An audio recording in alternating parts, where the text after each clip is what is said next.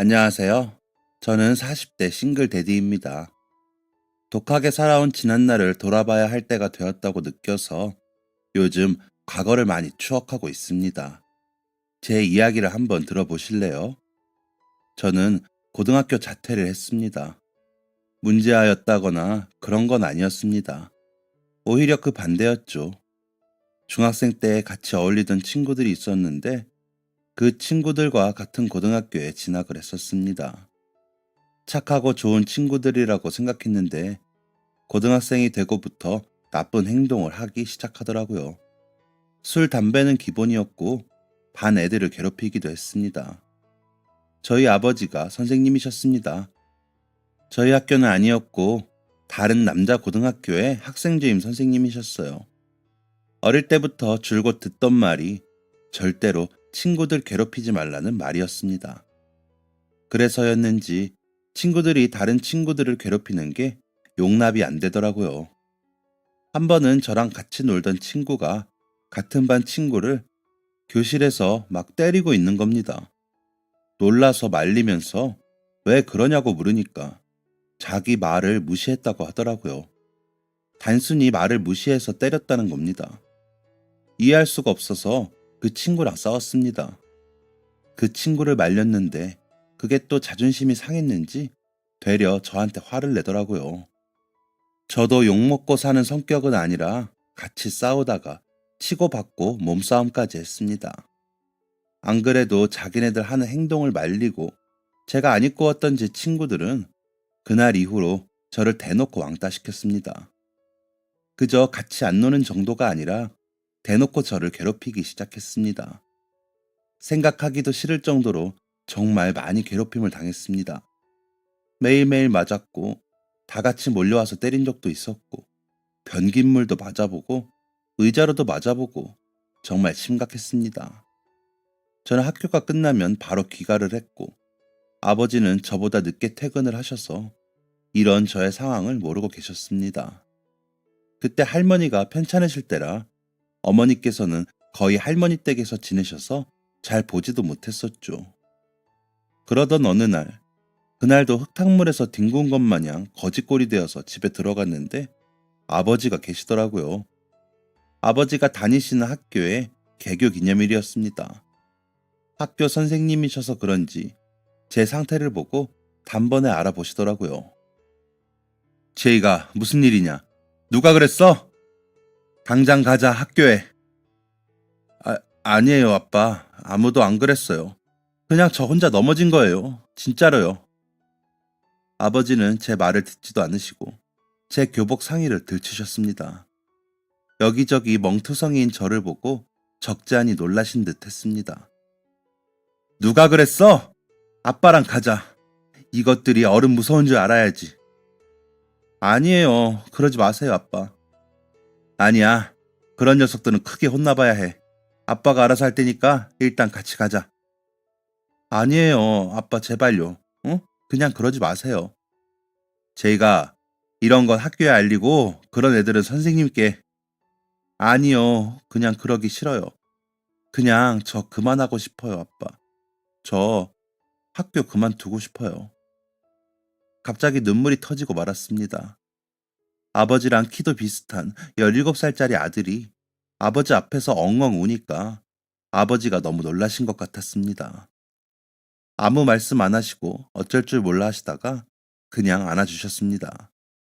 아버지 품에 안긴 게 엄청 오랜만이었습니다. 제가 학교를 그만두고 싶다는 말에 대한 대답을 아버지는 한동안 하지 않으셨습니다. 그런데 저는 진심이었습니다. 제가 왕따 생활을 거의 반년을 겪었거든요. 그만두고 싶다는 말이 절대 홧김에 한 말이 아니었습니다. 아버지도 그걸 아셨는지 그날 저녁에는 저한테 오셔서 일단 내일은 학교 가지 말고 쉬라고 하시더라고요. 그래서 학교 이틀 빠지고 주말까지 아버지가 생각하시더니 그렇게 하라고 하셨습니다. 어머니는 차라리 전학을 가지 그러냐고 하셨지만 저를 괴롭히던 게 저희 학교 애들만 아니었거든요. 그렇다고 아예 다른 지역으로 갈 수도 없는 노릇이었고요. 어머니는 할머니 간병하느라 저한테 소홀했던 것 같다며 미안하다고 우셨습니다. 요즘은 각자의 진로를 위해 추구하는 방향성의 차이로 자퇴하는 학생들이 종종 있다지만 그 당시에는 정말 문제 있는 애들만 하던 게 자퇴였습니다. 그래서 주변의 시선이 곱지 않았죠. 아빠가 선생님인데 아들은 왜 그러냐? 무슨 사고를 친 거냐? 나중에 뭐 되려고 그러냐? 이런 질문을 저와 부모님 모두 지겹도록 받았습니다. 그래서 저는 더 잘 살아야겠다고 생각했습니다. 딱히 공부를 잘하진 않아서 대학에 갈 생각은 원래부터 없었던지라 열심히 일해서 돈 벌어야겠다고 다짐했습니다. 그렇게 17살의 나이에 저는 사회에 뛰어들게 되었습니다. 그렇게 하게 된 일이 패스트푸드점이었습니다.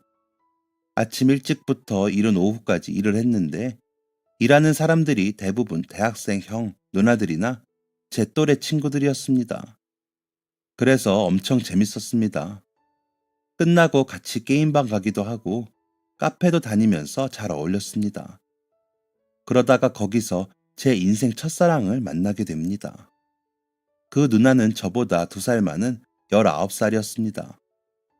근처 고등학교를 다니고 있었고 예뻐서 매장에서도 인기가 많은 누나였습니다. 그 누나는 학교에 다녀서 주말에만 볼 수 있었는데 어느 순간부터 제가 주말이 되기만을 기다리고 있더라고요. 주말에는 특히 바빠서 그 누나랑 사적인 대화는 못 해봤고 일하면서도 몇 마디 해본 게 다였는데 그냥 예뻐서 좋았습니다. 저는 아침 일찍 출근이었고 그 누나는 저보다 3시간 늦게 출근을 했는데 어느 날은 일손이 부족해서 제가 초과 근무를 하고 그 누나랑 같이 퇴근을 하게 되었습니다. 그 누나가 먼저 옷 갈아입고 나오고 제가 옷 갈아입고 나왔는데 누나가 안 가고 기다리고 있더라고요. 저를 보면서 이렇게 물어봤습니다. 너 스파게티 먹어봤어? 네. 아니요. 뭐야 그게? 나 배고픈데 같이 먹으러 갈래? 네. 갈래요. 가요. 그날 아마 스파게티를 콧구멍으로 먹었던 것 같습니다. 그 누나랑 단둘이 마주 앉아서 밥을 먹다니 정말 꿈 같았습니다. 누나는 적극적으로 저한테 호감을 표현했습니다. 저는 그걸 마다할 이유가 전혀 없었고 누나가 하자는 대로 가자는 대로 다 했죠. 그렇게 한 3달 정도를 그야말로 썸을 탔습니다. 그러다가 누나가 그러더라고요. 너 왜 나한테 고백 안 해? 네? 고백이요? 무슨 고백이요? 왜 사귀자고 안 하냐고. 하면 받아줄 거예요? 당연하지. 그럼 저랑 사귈. 아니. 다시. 혜수야, 나랑 사귈래? 그래. 그렇게 저희는 연인이 되었습니다. 누나는 성인이 되어서 직장에 다니기 시작했고, 저는 여전히 패스트푸드점 알바생이었죠. 그렇다고 해도 저희의 사랑엔 아무 문제가 없었습니다. 아주 뜨거웠습니다. 정말 너무 뜨거웠죠. 누나와 사귄 지 1년쯤 되었을 때 데이트를 하려고 주말에 누나를 만났는데 표정이 안 좋더라고요. 하나 따기엔 조금 슬퍼 보였습니다. 누나, 무슨 일 있어? 너, 나 사랑해? 당연하지, 그걸 말이라고. 왜 그래, 무슨 일인데? 나 임신했어. 뭐라 바로 말이 안 나오더라고요. 분명 누나를 너무 사랑하는 건 맞지만 절대 예상하지 못했던 일이었습니다. 그렇다고 그게 비극으로 다가온 것은 결코 아니었습니다. 불행하지도 않았고요. 오히려 책임감이 막중해지고 마음이 무거워졌죠. 저는 누나와 그 아이를 책임지기로 했습니다. 그날 아버지한테 정말 무지하게 맞았습니다. 저희 아버지가 학생 주임 선생님이라 정말 무서우신데 저를 때린 적은 한 번도 없었거든요. 그런데 그날 처음으로 진짜 많이 맞았습니다. 어머니는 계속 한숨만 쉬셨고요. 그리고 그 다음 날은 저 퇴근하는데 누나 어머니가 찾아와서 또 맞았습니다. 막 때리셨다기보다는 우시면서 어떡할 거냐고 저를 원망하셨습니다. 제가 부모였어도 그랬을 겁니다. 누나는 꿈도 많고 빛나던 사람이었는데 아이가 생기며 모든 걸 포기해야 했으니까요. 그래도 누나는 잘 키워보자며 오히려 제게 힘을 줬습니다. 누나는 임신 중기부터 일을 그만두었고 제가 가장이 되었는데 나이도 어리고 할 줄 아는 것도 없었던 저는 아버지 지인분의 회사에 들어가게 되었습니다. 돈을 많이 벌진 못했지만 그래도 둘이 생활하는 데 부족하진 않았습니다. 그리고 그 다음 해 제가 19살이 되고 누나가 21살이 되는 동시에 저희는 부모가 되었습니다. 저와 아내를 반반씩 섞어 놓은 예쁜 딸이었습니다. 보고만 있어도 눈물이 날 것처럼 너무 소중했죠. 하지만 육아의 현실은 생각보다 훨씬 더 힘들었습니다. 온전히 아이에게 집중을 해야 했고 내 삶의 모든 것들이 바뀌었죠. 바뀐 것은 아내도 마찬가지였습니다. 산후 우울증이 온 건지 아내는 많이 예민해져 있었습니다. 아이가 예뻐 보이지 않다는 말도 했었죠. 저는 최선을 다했습니다. 퇴근하고 곧바로 집에 와서 빨래도 하고 설거지도 하고 아내를 위해 반찬도 만들고 새벽에 아기가 깨면 일어나서 분유도 먹였죠. 주말에도 아내와 아기만을 위해 열심히 움직였습니다. 하지만 아내는 만족스럽지 않았나 봅니다. 이 삶이 너무 싫다, 벗어나고 싶다는 말을 종종 하더니 어느 순간부터는 아이를 두고 나가는 일이 많아졌죠. 퇴근 후 집에 오면 제 딸은 엄마가 아닌 할머니와 있었습니다. 저희 어머니요. 엄마, 또 해요? 이번엔 뭐래요? 무슨 모임이래요, 이번엔? 고등학교 동창회라고 밥만 먹고 온다고 했는데 조금 늦나 봐. 또 12시 넘어서 술에 취해 들어오겠죠. 제이가 너무 그러지 마. 원래 애 낳고 나면 힘든 거야. 마음도 이랬다 저랬다 하고 체질도 바뀌고 호르몬도 이상하고 그래. 엄마, 지금 현경이가 둘이에요. 그 사람 아기 낳은 지 1년이 지났다고요. 그 사람은 호르몬 때문이 아니라 그냥 놀고 싶은 거예요. 제 아이가 태어난 후로 저희 어머니는 일까지 그만두시고 아기 보기를 자처하셨습니다. 친정이 가까웠지만 장모님은 자신은 아기 키우는 체질이 아니라며 그런 거 못한다고 하시더라고요. 실제로 눈앞에서 애가 토를 해도 어쩔 줄 몰라 하며 물티슈 한 장 안 꺼내시던 분이었습니다. 자신의 딸이 육아를 열심히 하지 않고 밖에서 술을 먹고 다녀도 그럴 수 있다고 하신 분이었죠. 아내의 일탈은 계속되었습니다. 평일 중 2, 3일은 저희 어머니에게 아이를 맡기고 본인은 술에 취해 들어왔고 주말엔 그 숙취로 누워만 있었습니다. 아이랑 산책이라도 가자고 하면 질색을 하던 사람이었죠. 그래서 주말마다 아이랑 둘이 놀러 다녔습니다. 혼자 유모차 끌고 마트도 다녀오고 공원에 가서 걷는 연습도 도와주고 했습니다. 처음엔 둘이 다니는 게 어려웠었는데 할만하더라고요. 아내가 없어도 될 만큼요. 그래서 제가 먼저 그만하자고 했습니다. 아내로서의 책임감, 엄마로서의 책임감, 그 어떤 것도 없던 사람이었으니까요. 솔직히 잘못했다고 한 번은 할 줄 알았습니다. 그런데 딱 한마디 하더라고요. 정말? 기다렸다는 듯이 말했습니다. 서운함, 화남, 슬픔, 그런 건 하나도 없었고 제가 그 말을 하기만을 기다린 사람 같았습니다. 이미 정이 떨어질 대로 떨어졌다고 생각했는데 그 말을 듣는 순간 소름 돋을 정도로 싫더라고요. 그렇게 저는 싱글 데디가 되었습니다. 결혼 후 살던 집은 정리했습니다. 다시 부모님이 계신 집으로 들어가서 살게 되었죠. 이혼한다고 했을 때 아버지한테 맞아 죽진 않을까 걱정했지만 의외로 별 말씀 안 하셨습니다. 그간 며느리가 손녀에게 소홀했다는 걸 아셨던 거죠. 그리고 그와 더불어 이미 저라는 사람에 대한 기대감이 없어 실망도 안 하신 것 같았습니다. 아버지의 눈빛에서 이 녀석이 그렇지 뭐 라는 게 읽혀졌습니다. 실제로 그런 말을 하신 적은 없으셨습니다. 그저 제 자존감이 낮고 열등감이 있어서 그렇게 보였습니다. 제 뒤엔 항상 아버지가 계셨습니다. 그냥 아버지가 아니고 교육자 아버지요. 어딜 가나 아버지 얘기를 했습니다. 아버지가 선생님이니까 공부를 잘하겠구나. 성적은 얼마나 나오니? 원래 교육자 부모 밑에서는 교육자 자식이 나온다던데 이런 말들을 들으면 저 항상 주눅이 들었습니다. 아버지라는 벽을 뛰어넘을 수 없을 것 같았죠. 저는 저 나름대로 괜찮은 사람이라는 걸 보여주고 싶었습니다. 고등학교도 자퇴하고 19살에 아이 낳고 결국 이혼해서 부모한테 뒷바라지 시키며 기생하는 자식이 되고 싶진 않았습니다. 제가 마음고생 시킨 만큼 호강시켜드리고 싶었고 제가 사랑하는 제 딸에게도 더 나은 아버지가 되고 싶었죠. 그때부터 저는 돈을 모으기 시작했습니다. 진짜 이 악물고 모아보자 했죠. 모아서 뭘 할지는 생각도 안 했습니다. 그저 저에게 주어진 하나의 숙제처럼 했습니다. 돈을 모으다 보니까 하고 싶은 일이 생기더라고요. 제 모든 신경은 일과 아이에게 집중되어 있었습니다.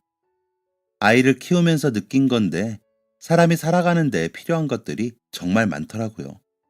작게는 먹는 것, 식기 도구, 씻는 것부터 해서 수십 개의 옷, 침구, 그리고 책상, 의자, 침대 등등 가구까지요. 정말 작정하고 사주려고 하면 끝도 없이 돈을 쓸 수가 있겠더라고요. 아버지가 저한테 소개해 주셨던 지인분의 회사는 가구 브랜드였는데 저는 거기서 영업일을 했습니다. 매장들 돌아다니면서 관리하고 백화점이나 행사에 들어가는 거 관리하는 일이었죠.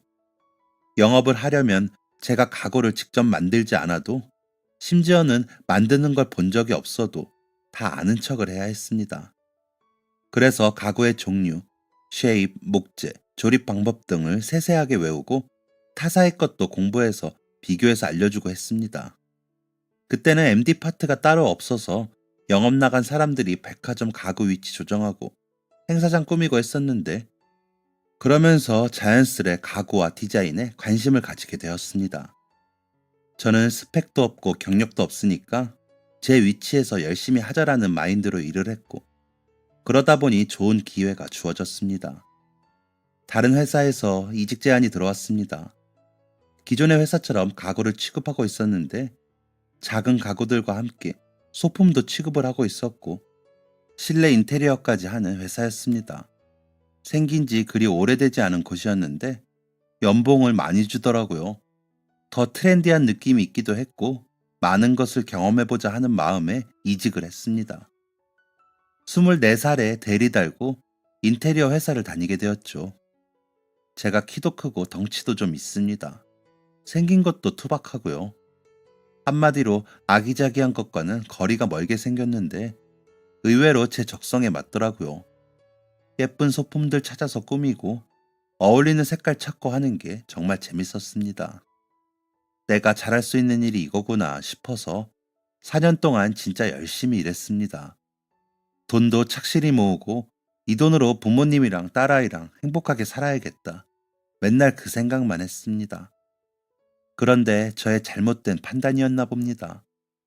열심히 일을 하면 다 좋아질 거라고 생각했는데 그만큼 저는 저희 가족에게 소홀해졌던 겁니다. 그때 아이가 9살이었습니다. 초등학교 2학년이었어요. 이제 할 줄 아는 것도 많아지고 자기의 생각도 확실하게 표현할 줄 아는 나이였죠. 아이가 교내 미술대회에서 은상을 받아왔었습니다. 그런 대회를 한 것조차도 모르고 있었는데 어머니께서 알려주시더군요.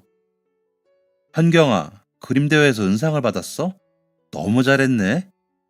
뭘 잘해, 금상이 아닌데.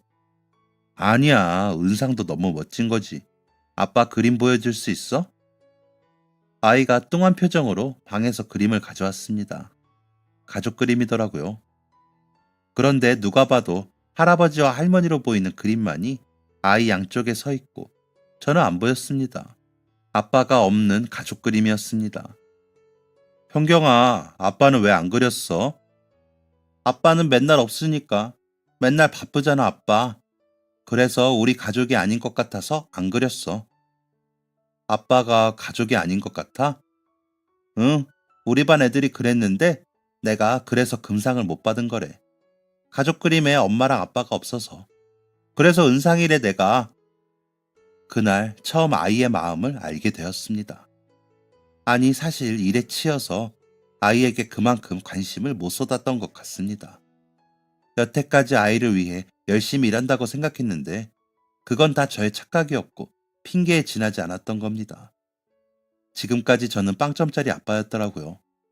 그날부터 생각을 달리하게 되었습니다. 어떻게 하면 아이와 더 함께 할 수 있을까? 어떻게 해야 더 나은 환경이 만들어질까 하고요. 그리고 그때 정말 뜻밖의 소식을 듣게 되었습니다. 아버지는 그때 정년을 앞두고 교감 선생님의 위치에 계셨습니다. 앞서 말했듯이 학생 주임까지 하셨고 무섭고 강한 분이셨습니다. 그런 아버지가 제 앞에서 눈물을 보이셨습니다. 그 우락부락한 거친 얼굴에 눈물을 가득 묻히시고는 제게 종이 한 장을 내미셨습니다. 진단서였습니다. 어머니가 암에 걸리신 겁니다. 이름도 생소한 담도암이었습니다. 아버지는 그날 세상이 무너지는 듯 우셨고 어머니는 말씀이 없으셨습니다. 내가 어머니한테 너무 소홀했구나. 나는 대체 우리 가족에게 뭐였을까 생각하며 저도 많이 울었습니다. 그로부터 며칠 뒤에 아버지가 저를 불러다가 말씀하셨습니다. 네 엄마랑 시골 내려갈 거다. 시골이요? 언제요? 정년 채우고 갈 생각이야. 그럼 내후년이잖아요. 아예 가신다고요? 그래, 나랑 네 엄마 너 키울 만큼 키웠고 네 엄마 남은 인생 손주 뒷바라지 시키며 살게 하고 싶지 않다. 수술하고 공기 좋은 곳에서 좋은 거 먹으면 지금보다야 낫겠지. 이 집 정리하고 시골에 조용히 둘이 내려가 살라니까 너도 현경이랑 살 궁리해놔라. 네, 알겠어요, 아버지. 제가 도울 수 있는 거 있으면 말해주세요. 최대한 도울게요. 사실 그동안 부모로서 제가 해야 할 일을 어머니께 떠넘겼던 걸 인정할 수밖에 없었습니다. 이젠 정말 현경이와 둘이 제대로 살아보자 하루하루 다짐했습니다. 아버지는 정말 정년을 마치자마자 어머니와 시골로 떠나셨습니다. 저와 제 딸은 빌라 전세를 얻어서 살게 되었습니다. 아이가 이제 4학년이라 학교도 혼자 가고 학원도 혼자 갈 정도라서 그나마 마음이 놓이긴 했지만 딸 가진 부모라면 아이가 몇 살이든 성인이라고 해도 마음이 놓이지 않는 것이 현실이었습니다. 일하다가도 몇 번씩 집에다가 전화해서 잘 있냐고 물어보고 뭐 하냐고 물어보고 문 잘 잠궜냐고 물어보고 그랬죠. 그러던 어느 날은 아이가 학원 끝나고 집에 있을 시간이었습니다. 저는 퇴근을 앞두고 있었고 밥은 먹었냐고 물어보려고 전화를 걸었죠. 그런데 아이가 받자마자 울더라고요. 아, 아빠. 현경아, 왜 그래? 무슨 일이야? 아빠, 나 너무 아파, 아빠. 아빠. 바로 전화를 끊고 집으로 달려갔습니다.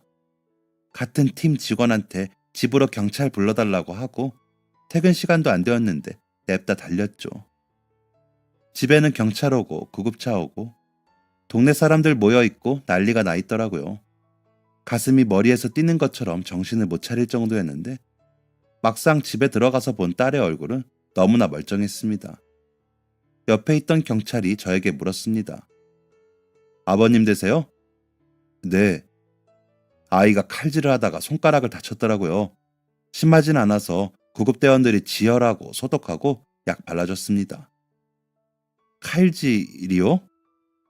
네, 11살이면 아직 혼자 칼질하기엔 어려워요. 아버님께서 잘 지켜봐 주세요. 그럼 저희는 이만 가보겠습니다. 그제서야 제가 온 것을 눈치챈 딸이 울먹이며 제게 달려와 안겼습니다. 현경아, 칼질하다가 다쳤어?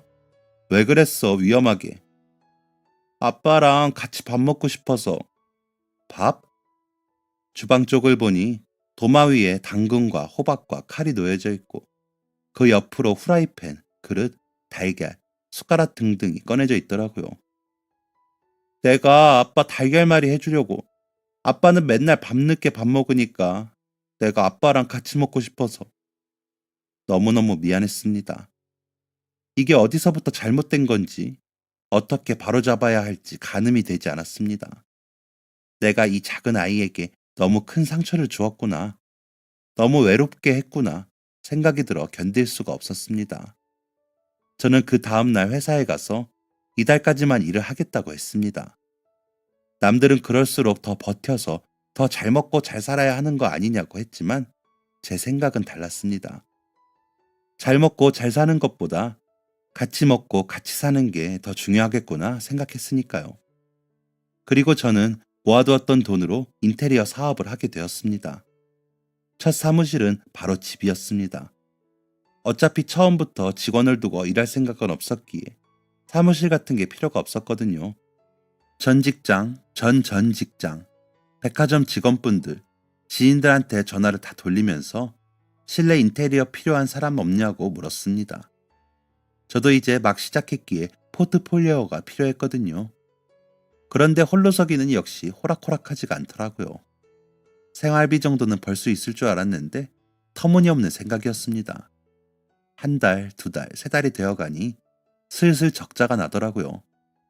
이대로는 안 되겠다 싶어서 발로 뛰기 시작했습니다. 뭐 파는 회사인지 가리지 않고 가서 MD들 만나서 매장 실내 인테리어 필요하지 않냐고 명함 돌리고 웨딩홀도 가보고 백화점도 가보고 그냥 제가 명함 돌릴 수 있는 곳은 전부 다 갔습니다. 발등에 불 떨어져서 정신없이 그러고 다니는데 딸아이한테 전화가 오더라고요. 아차 싶었습니다. 현경아, 아빠가 미안해. 너무 늦었지? 어쩌지. 아빠가 집에 가려면 좀 걸릴 것 같은데. 괜찮아. 혼자 밥 먹어도 돼. 근데 집에 밥이 없어. 맞다. 그럼 일단 사거리에 김밥집 가서 먹어. 아빠가 나중에 계산할게. 응. 이런 일이 몇 번 반복되게 되었습니다. 회사 다니는 것보다 더 바빴거든요. 그러다가 친구 부모님 가게 이전하시는 거 인테리어 하는 걸 시작으로 거짓말처럼 여기저기서 간간히 연락이 오기 시작했습니다. 예전에 다니던 회사에서 행사 나가는데 인테리어 봐달라고도 했고요. 그러다가 백화점 입점되는 신규 업체 인테리어 한번 하고 나니까 계속 의뢰가 들어오더라고요. 그런 바쁜 생활을 이어나가다가 오랜만에 일찍 일 마치고 집에 들어가는데 사거리 지나가다가 딱 김밥집이 눈에 들어오는 겁니다. 아이가 외상한 게 그제서야 생각이 난 거죠. 죄송한 마음에 허겁지겁 달려갔습니다. 안녕하세요. 네, 어서 오세요.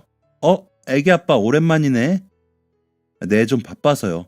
저희 애가 여기서 몇 번 혼자 먹었죠? 죄송해요. 그게 지금 생각났네. 얼마 드리면 될까요? 애가? 여기서요? 아닌데. 네? 우리 현경이 여기서 외상하지 않았어요? 아닌데, 그런 적 없어요.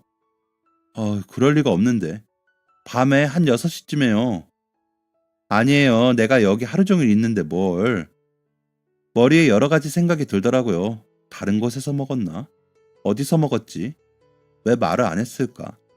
설마 안 먹었나? 설마 하는 그 생각은 적중했습니다. 왜 안 먹었는데? 그게 혼자 먹기 싫었어?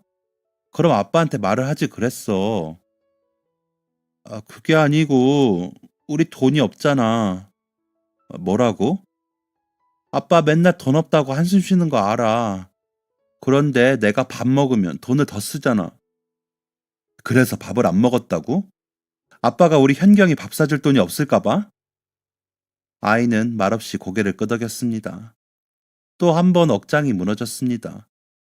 아이는 그동안 아빠가 김밥집 가서 밥 먹으라고 할 때마다 혼자 집에서 과자를 먹었다고 했습니다.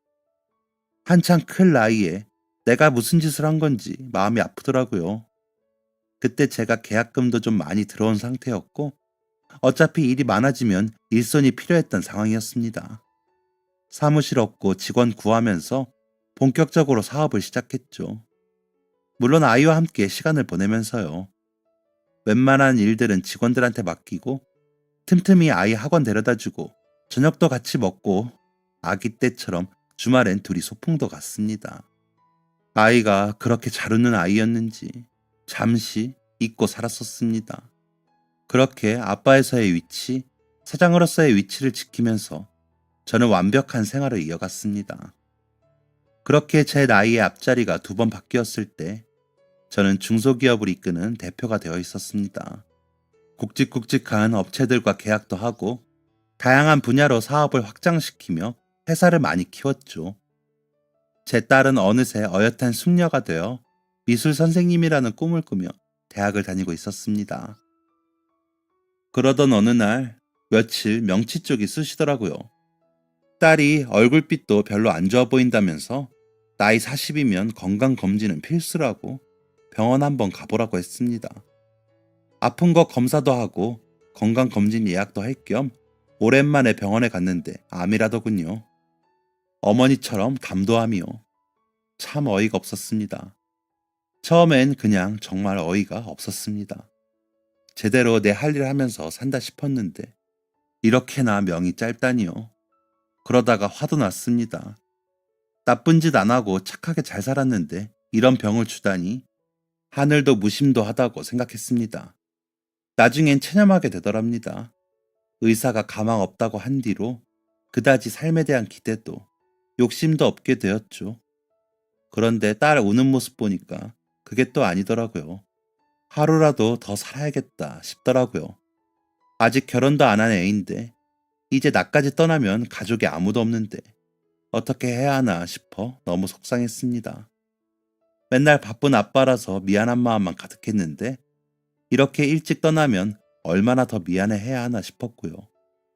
엄마 없는 아이로 키우다가 이젠 아빠까지 없는 애소리 듣겠다고 걱정이 되었습니다. 나중에 시댁에서 무시하면 어쩌나, 부모 없이 결혼식은 어찌하려나 싶더라고요. 제가 갈 땐 가더라도 아이가 가장 행복해야 할 순간은 책임져야겠다고 생각이 들더라고요. 그래서 그냥 다짜고짜 웨딩홀 한 타임 계약했습니다. 가장 예쁘고 가장 좋은 곳으로 예약했어요. 그러고 딸아이 데리고 청담동 가서 비싼 드레스 대여하고 화장도 하고 머리도 해줬습니다. 딸아이는 이게 지금 뭐 하는 거냐고 어리둥절해 하더라고요. 그리고 아무도 없는 웨딩홀 도착해서야 눈치를 채더군요.